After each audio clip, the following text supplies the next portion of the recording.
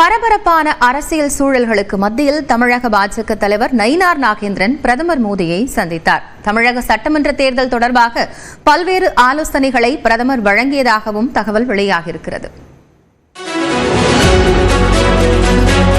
தமிழக பாஜக தலைவராக இருந்த அண்ணாமலைக்கு பதிலாக புதிய தலைவராக நயினார் நாகேந்திரன் அண்மையில் நியமிக்கப்பட்டார்.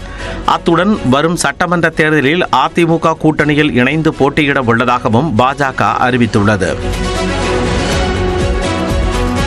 கட்சிக்கு தலைமை வகிப்பது, அதிமுகவுடனான கூட்டணியை வலுப்படுத்துவது என இரு சவால்கள் சூழ்ந்துள்ள நிலையில் தமிழக பாஜக தலைவர் நயினார் நாகேந்திரன் பிரதமர் மோடி உள்ளிட்டோரை சந்திப்பதற்காக டெல்லி சென்றார். தலைவரான பின் முதன்முறையாக அவர் டெல்லி சென்றதால் இந்த சந்திப்பு கவனம் பெற்றது. டெல்லி சென்ற அவர் பிரதமர் நரேந்திர மோடியை அவரது இல்லத்தில் சந்தித்தார்.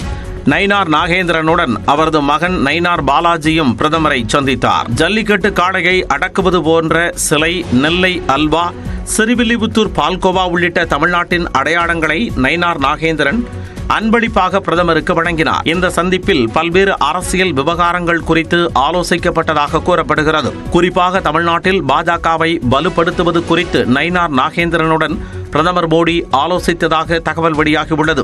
வரும் தேர்தலில் தமிழ்நாட்டில் திமுகவை வீழ்த்தி ஆட்சியை பிடிக்க வேண்டுமென நயினார் நாகேந்திரனுக்கு பிரதமர் மோடி அறிவுறுத்தியதாகவும் கூறப்படுகிறது.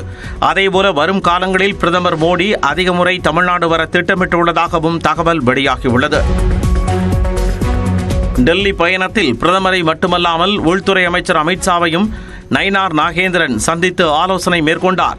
சுமார் 1 மணி நேரம் நீடித்த ஆலோசனையில் எடப்பாடி பழனிசாமி, சசிகலா, டிடிவி தினகரன் உள்ளிட்டோர் இணைந்து செயல்பட்டால் தமிழ்நாட்டில் எளிதில் வெற்றி பெறலாம் என மத்திய அமைச்சர் அமித்ஷா அறிவுறுத்தியதாக கூறப்படுகிறது.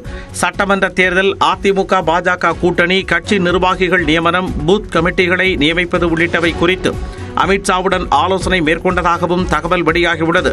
அதேபோல மத்திய நிதியமைச்சர் நிர்மலா சீதாராமன், மத்திய இணையமைச்சர் எல் முருகன் உள்ளிட்டோரையும் நயினார் நாகேந்திரன் சந்தித்து பேசினார்.